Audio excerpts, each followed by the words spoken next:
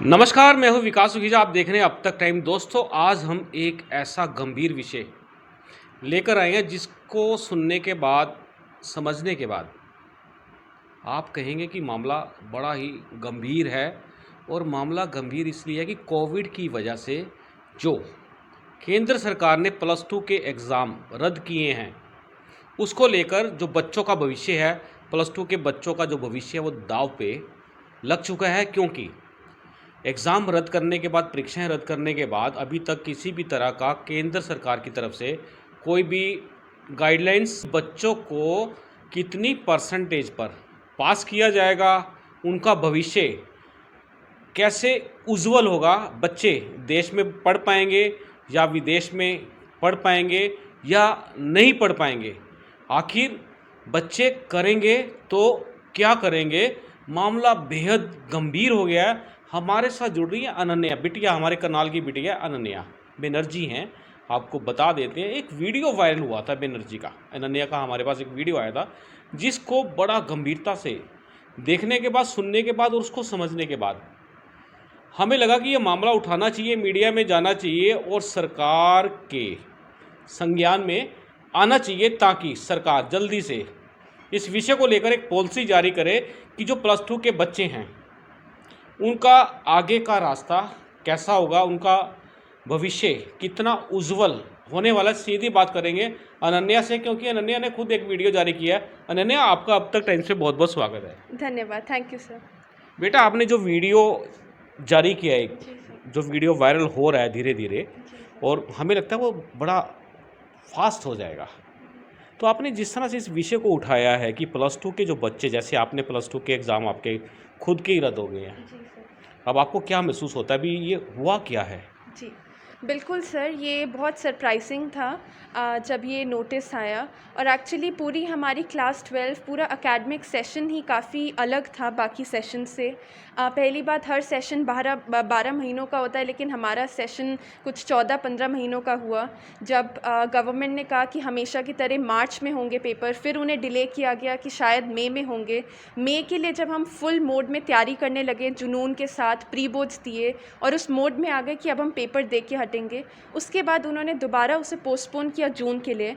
और final decision अब आया कि या तो जून में हमारी डेट शीट आएगी या फिर पेपर को रद्द किया जाएगा।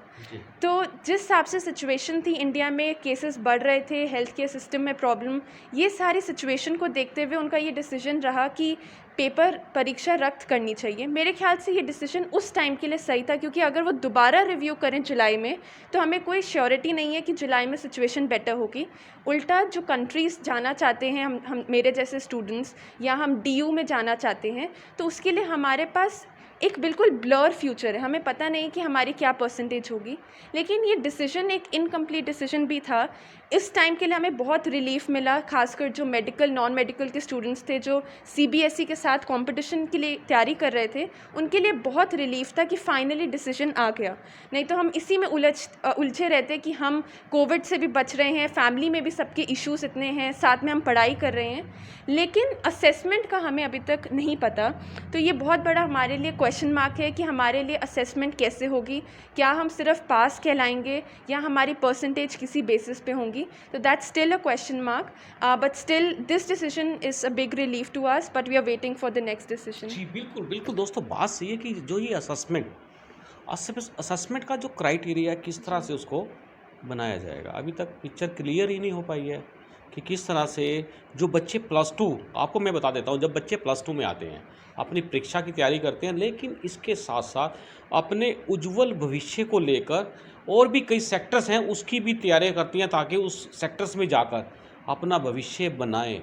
और ये तकरीबन दोस्तों, जो ये मैं आपको खबर दिखा रहा हूँ, ये हर परिवार से जुड़ी खबर है, क्योंकि +2 ही एक ऐसा बेस है जिसके बाद बच्चों की जो लाइफ है, लाइफ सेटल होने के लिए नए नए कोर्सेज में जाना, या IT सेक्टर्स में जाना, और मेडिकल लाइंस में जाना, नॉन मेडिकल्स में जाना, और भी इसके अलावा और भी जो सेक्टर हैं, या फिर विदेश में जाकर पढ़ना। अनन्या, मेरा आपसे प्रश्न है कि असेसमेंट की जो आपने बात की है, वाकई में बहुत बड़ी बात है कि असेसमेंट का क्राइटेरिया क्या रहेगा, आपको क्या लगता है, कैसा होना चाहिए?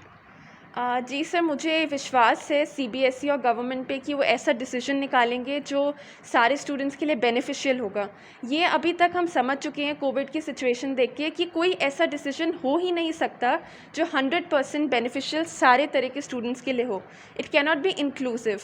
इसका मतलब कहीं ना कहीं ये है, कोई ना कोई असेसमेंट जो वो निकालेंगे फाइनल डिसीजन, वो किसी को इम्पैक्ट कर सकती है। मुझे पर्सनली ऐसा लगता है कि 10th स्टैंडर्ड जिसमें हमने बहुत मेहनत डाली, हम सबका लास्ट बोर्ड्स वही था जिसमें हम फुल मोड में हमने तैयारी करी, उसको भी हमें उसमें असेसमेंट में लाना चाहिए। साथ के साथ 11th और 12th स्टैंडर्ड का मैं नहीं चाहूँगी कि अगर वो सिर्फ हमें 12th स्टैंडर्ड की बेसिस पे असेस करके हमारी परसेंटेज निकालें, क्योंकि ये बहुत इवन मेरे फ्रेंड सर्कल में ऐसे हुआ है कि जो खुद कोविड पेशेंट्स थे, क्लास 12 के स्टूडेंट्स, उनकी फैमिली में फाइनेंशियल इश्यूज़, बहुत इश्यूज़ थे।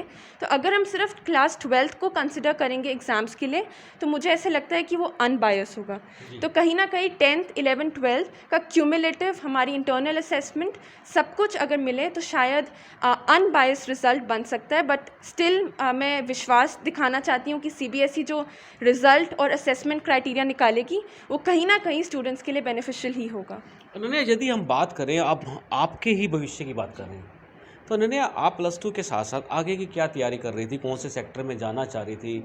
आपको क्या लगता था कि आपके मार्क्स +2 में अच्छे आएंगे, असेसमेंट बढ़िया हो जाएगी, जी तो आप उस सेक्टर में आसानी से चली जाएंगी? तो अब आपको क्या लगता है? जी सर, जिस हिसाब से मेरे मदर और फादर दोनों टीचर्स हैं, मेरी सिस्टर अपने बैच में हरियाणा की टॉपर रही थी, one of the national toppers, तो हमें माहौल ऐसा मिला है कि हमें जुनून से पढ़ाई करनी है। हमने उसे बर्डन नहीं माना। इसी हिसाब से 12th में जब मैं आई तो एक माइंडसेट था कि मैं टॉपर बन सकती हूँ, इतनी काबिलियत है, और उसी जोश से मैंने पढ़ाई शुरू करी। लेकिन कहीं ना कहीं जो सिचुएशंस रहीं उसके साथ बहुत फ्लक्चुएशंस आई, सिर्फ मेरी पढ़ाई में नहीं, सबकी पढ़ाई में। मेरा जो एम है, मैं अब्रॉड जाना चाहती हूँ स्टडीज़ करने, अपनी बैचलर। मैं साइकोलॉजी में बहुत ज़्यादा मेरी इंटरेस्ट है। उसको पढ़ के मैं वापस इंडिया में कंट्रीब्यूट करने, क्योंकि मैं सोशल एक्टिविस्ट भी हूँ, तो कहीं ना कहीं वापस इंडिया आकर सोशल कंट्रीब्यूशन करना चाहती हूँ। बट इस प्लान में मेरे 12th स्टैंडर्ड के एकेडमिक सेशन के कारण कहीं ना कहीं एक ब्रेक आई। मैं चाहती थी कि जुलाई 2021 अभी मैं अपनी पढ़ाई शुरू करूं, चाहे ऑनलाइन हो, लेकिन मैं अपनी पढ़ाई शुरू करना चाहती थी। शायद सारे 12th स्टैंडर्ड के स्टूडेंट्स गैप ईयर ना चाहें, ना वेस्ट करना चाहें, लेकिन इस डिसीजन के कारण, क्योंकि इतना लेट आया ये डिसीजन, अब हम स्टूडेंट्स को फरवरी में एडमिशन लेना पड़ेगा, क्योंकि इट्स नॉट पॉसिबल कि हम बिना परसेंटेज के हम एडमिशन ले, स्कॉलरशिप्स हम अप्लाई नहीं कर सकते। तो कहीं ना कहीं पूरे सिस्टम में इंटरनेशनल लेवल पे डिले आया है, और ख़ासकर सीबीएसई के कारण ऑस्ट्रेलियन गवर्नमेंट और कई और कंट्रीज़ ने कह दिया है कि हम इंडियन स्टूडेंट्स को जुलाई में नहीं ले पाएंगे, हम फरवरी में ही ले पाएंगे। तो कहीं ना कहीं इसके कारण इंटरनेशनल इम्पैक्ट भी आया है। अनन्या बेटा, अब आपको क्या लगता है कि जो आपके सपने थे जी सर। वो साकार होंगे या चूर चूर हो चुके हैं? सर, मैं अपने पे इतना विश्वास रखती हूँ कि जो सिचुएशन चाहे कोविड के कारण आई हो, चाहे सीबीएसई के कारण, चाहे कोई भी सिचुएशन हो, मैं इतना विश्वास रखती हूँ कि मेरे सपने चूर चूर नहीं होंगे। ज़रूर कोविड के कारण कई झटके लगे, लेकिन मैं आगे बढ़ती रहूँगी, क्योंकि सपने बहुत हैं और अपने देश का नाम रोशन करना है। तो इसीलिए मुझे नहीं लगता कि मेरे सपने इन चीज़ों के कारण चूर चूर हो सकते हैं। तो आपको लगता है फाइट करनी पड़ेगी अब? जी सर, फाइटिंग स्पिरिट तो हमेशा से मेरे पेरेंट्स ने मुझ में डाली है। शायद इस टाइम पे ये ही टाइम है, गोल्डन टाइम कहूँगी मैं इसे, जिसमें हमारी सारी स्किल्स, सारी हमारी मेंटल और फिज़िकल कैपेबिलिटीज़ का टेस्ट हुआ है, और आई थिंक मैं इस टेस्ट को पार करना चाहूँगी और कर भी सकती हूँ। अनन्या, यदि हम आपसे कहें कि आप पूरे देश के, जी सर। आपके ग्रुप्स के जो बच्चे हैं, उनको क्या मैसेज देना चाहेंगे? मैं ये मैसेज देना चाहूँगी, खासकर क्योंकि मैं मेंटल हेल्थ फील्ड और साइकोलॉजी से जुड़ी हुई हूँ। मैं सिंपल मैसेज मेरा सारे अपने बैचमेट्स के लिए ये है कि निराश ना होइए, क्योंकि अगर हम कुछ भी कर सकते हैं एज स्टूडेंट्स, हम डिसीजन नहीं ले सकते, क्राइटेरिया की हम बात कर सकते हैं, लेकिन हमारे हाथ में क्राइटेरिया डिसाइड करना नहीं है। इसी को देखते हुए, सिचुएशन को देखते हुए, all we have is to accept the situation. हम सिर्फ समझ सकते हैं कि ये सिचुएशन कई कारणों से रही, हम इन्हें एक्सेप्ट कर सकते हैं। अपनी मेंटल और फिज़िकल हेल्थ पे ध्यान देना मुझे लगता है सबसे क्रूशियल है इस टाइम। लोग अपने मेंटल प्रेशर नहीं झेल पा रहे, खासकर 12th स्टैंडर्ड स्टूडेंट्स की। फ्यूचर क्या होगा, पेरेंटल प्रेशर है, आगे का सब कुछ अनसर्टेन है, बहुत वरी और टेंशन है, कॉम्पिटिशन्स का अलग प्रेशर है। तो इसको देखते हुए मैं पॉजिटिव मैसेज देना चाहूँगी कि आप हिम्मत अपने साथ रखें। अगर आपको हेल्प की ज़रूरत पड़ती है, please go and seek out for help. This is the time if you want to like take care of your physical and mental health. अगर हम आज ध्यान देंगे इन चीज़ों पर, तभी हम आगे अपने सपने साकार कर पाएंगे। बिल्कुल अनन्या, आपने हमसे बात की है और जो आपने मैसेज दिया है उसके लिए मैं आपका बहुत बहुत धन्यवाद करता हूँ। Thank you sir. ये मेरा ऑनर है कि आपके चैनल पे आपने हमें बुलाया। Thank you sir. जी दोस्तों, बात करेंगे, मैं आपको बता देता हूँ जो ये स्टोरी है, ये तो बिटिया से बात किया हमने, उसकी भावनाएं थी, किस तरह से उसने अपनी भावनाओं को आपके सामने रखा है।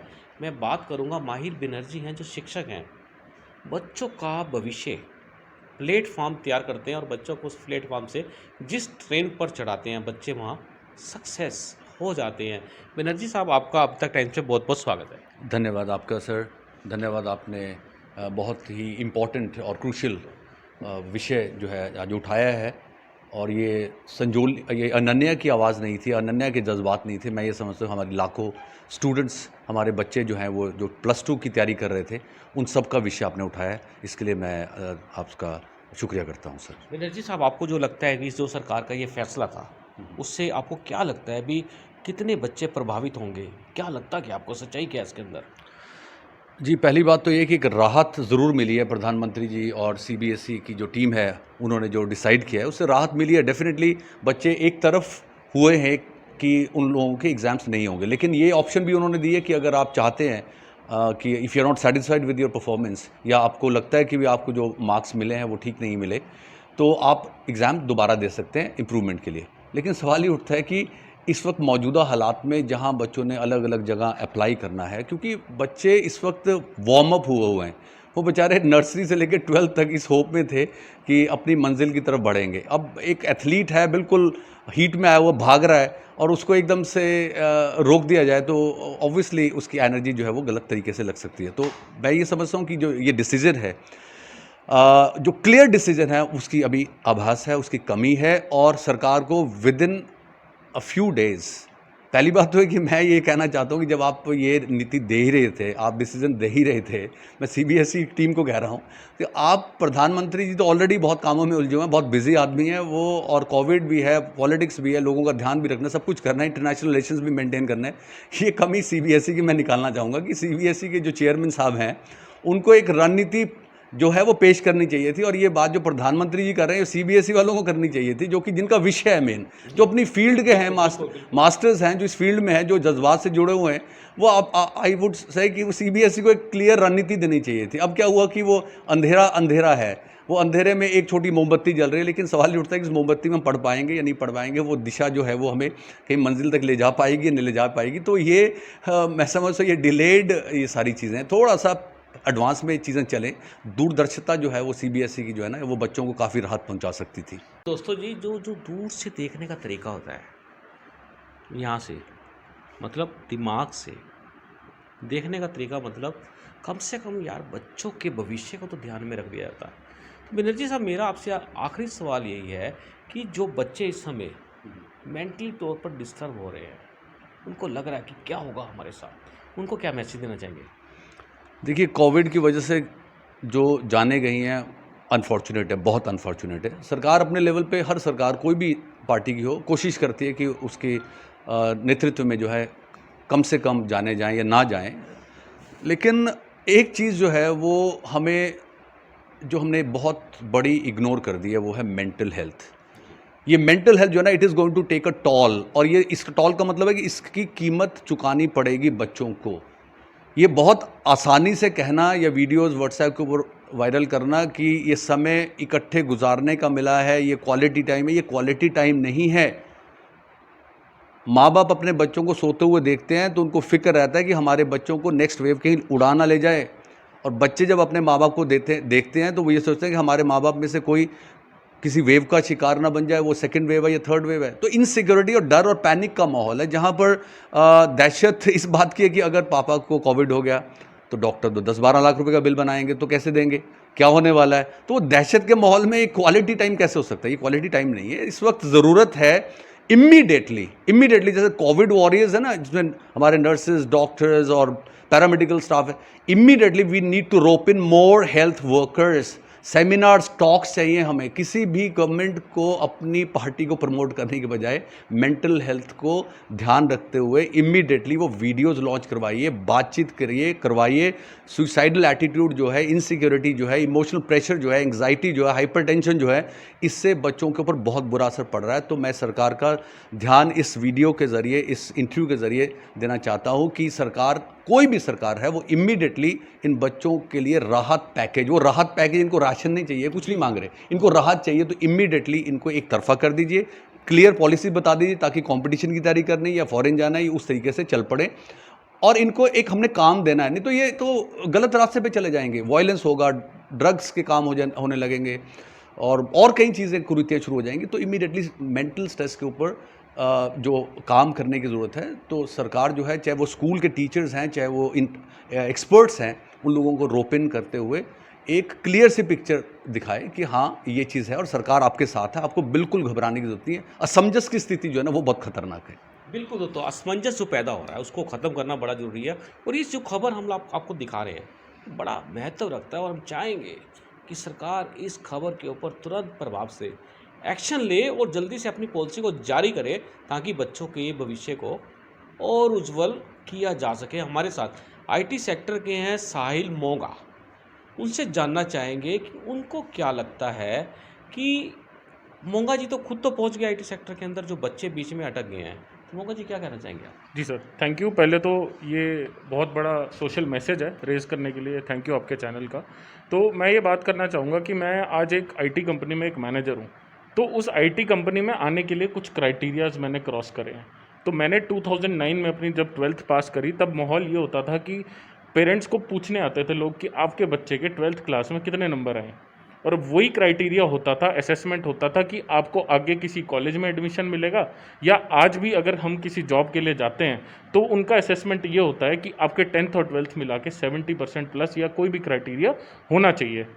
अब जब इस टाइम पे जब बच्चों को कोई क्लैरिटी नहीं है, तो इस टाइम पे उनको ये टेंशन रहेगा कि आगे का हमारा फ्यूचर, अगर हमें आईटी सेक्टर में जाना है या मैन्युफैक्चरिंग सेक्टर में जाना है या डॉक्टर बनना है, कुछ भी बनना है, हर एक के लिए एक स्कोर परसेंटेज हमें चाहिए। तो उसको बनाने के लिए पहले तो मैं सबसे पहले गवर्नमेंट को ये रिक्वेस्ट करूँगा कि वो एक पॉलिसी क्लियर निकालें, बच्चों को एक तरफा कर दें पहले कि आपका ये क्राइटेरिया होगा, ये असेसमेंट होगा, इसके बेसिस पे आगे आपको जॉब मिलेगी, आगे आपको किसी अच्छे कॉलेज, आईआईटी, आईआईएम्स में एडमिशन मिलेगा। पहली चीज़ तो ये। दूसरी चीज़ जो सबसे सर ने भी बात करी और अनन्या ने भी बात करी कि मेंटल हेल्थ बहुत ज़रूरी है। यहाँ पे बच्चे अपनी मेंटल हेल्थ सबसे पहले बच्चे के खुद के हाथ में होती है और उनके पेरेंट्स में होती है। यहाँ पे सबसे पहले पेरेंट्स को पॉजिटिव रहना चाहिए। सबसे पहले वो पॉजिटिव रहेंगे, अच्छा सोचेंगे, तो वो अपने बच्चों को और मोटिवेट कर पाएंगे। तो वो और मोटिवेट कैसे कर सकते हैं कि इस टाइम पे वो बच्चे अच्छी कोई कम्युनिकेशन कोर्सेज, कोई इंटरव्यू कोर्सेज, कोई ग्रुप डिस्कशन कोर्सेज या फिर कोई अच्छी कोर्सेज ज्वाइन कर लें ऑनलाइन, क्योंकि आजकल ऑनलाइन का ज़माना है। उससे क्या होगा, उनको ये सीख मिलेगी कि वो पॉजिटिविटी आएगी उनके अंदर, क्योंकि इस टाइम पे बच्चों के अंदर एनर्जी बहुत है कि यार हम क्या करें, हमारा तो फ्यूचर सिक्योर नहीं है।